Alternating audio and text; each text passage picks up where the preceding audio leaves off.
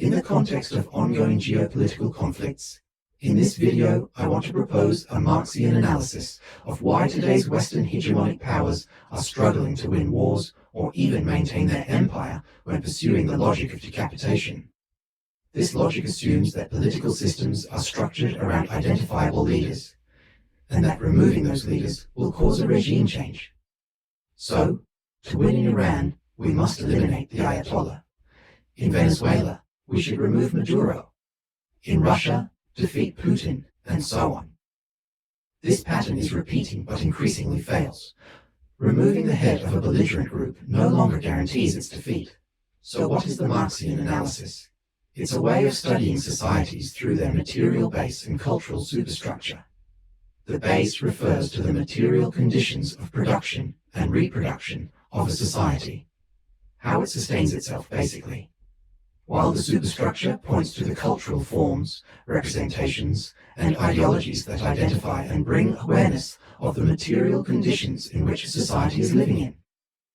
But the superstructure is not passive. Culture also feeds back to the base. It mobilizes citizens to develop new or better material conditions, and then reshape the superstructure, then the base again, and on, back and forth, in a dialectical loop. I'll use the example of ancient Greece to make this clearer.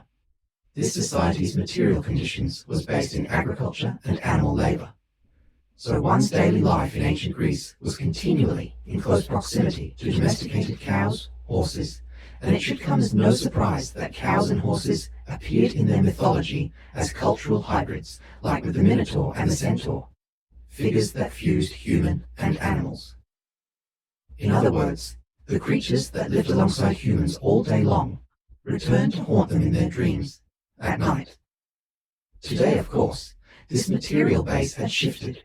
It shifted twice, actually, from agriculture to industrialism, and now to digital networks, where computers have become central tools of communication, labor, and socialization since the 1990s. Now humans are continually in close proximity to technological systems, and this generates both new potentials and new anxieties. Previously embedded in hierarchical structures, individuals now find themselves within decentralized and interdependent networks. Agency becomes distributed, relational, and less focused in individual leaders. So what superstructure can emerge from this technological base? In a time of rapid growth in networked computing and digital globalization, the Borg was first introduced on syndicated television in the late 1980s to embody a mythology that expressed the anxieties of technological mediation, the loss of individuality, distributed agency, and the collapse of clear boundaries between humans and machines, as we saw with the loss of boundaries between humans and animals in Greek mythology. Their Borg intelligence was not centralized, but distributed across the collective. They initially had no leader, no command structure that could be targeted, and their strength relied on redundancy and adaptability. And in strategic terms, this way of life presented a fundamental challenge to the military logic of decapitation, which I talked about earlier. If power is networked and not hierarchical, then eliminating a single node will not collapse the system. The Borg could not be defeated like in a chess game, where capturing the king wins the game. At this point, the Star Trek TV series encountered a narrative dilemma. Faced with an enemy that could not be defeated through the demise of its leader, the script writers had two options. Either rethink the conflict in non-hierarchical terms, or reshape the enemy to fit familiar models. They unfortunately chose the latter and introduced a Borg Queen to retrofit hierarchy onto a system that was non-hierarchical. The collective was given a leader, and therefore a face, a voice, and crucially, a vulnerable target. The Queen could be killed, and once again, the Star Trek crew could defeat their enemy via the logic of decapitation. This move may have given a short-term solution to the Star Trek writers, but it came at the cost of a deeper cultural dissonance. Star Trek no longer expressed the superstructure of the emerging technologies of the late 1990s.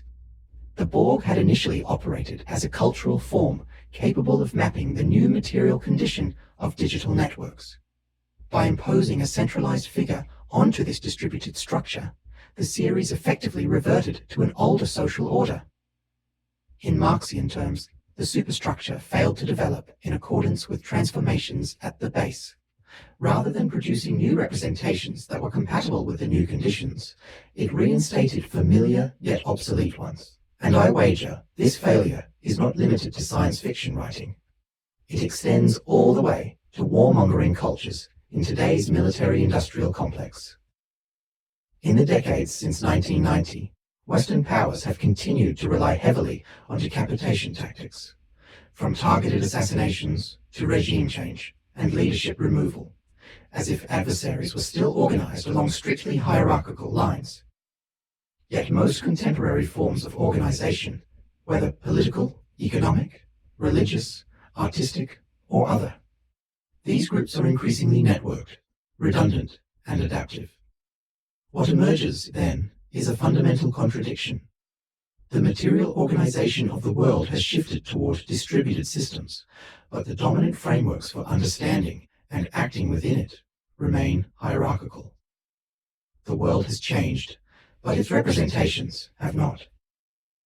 The Borg were an early cultural beacon of this transformation, and yet the introduction of the Queen marks the moment when that signal was deactivated, transmuted back into known and comfortable representations. But rather than preserve existing world orders, this refusal to align our society's superstructure with new material conditions, this accelerated the decline of present hegemonic powers. When a group is misinterpreted as hierarchical, any attempt to remove its head will fail to dismantle it, and it should come as no surprise that other acts of decapitation will not work. Conflicts no longer end with the elimination of a central figure. The Borg and countless other cultural signs have suggested this since the early 1990s. In a world where power is distributed, where more resilience emerges from interconnection and shared knowledge rather than centralization and secrecy, in this world, strategies rooted in domination and decapitation increasingly miss their objectives. If hegemonic powers remain over-reliant on hierarchical means to control their empires, then I fear it is unlikely that they will remain in power for very much longer.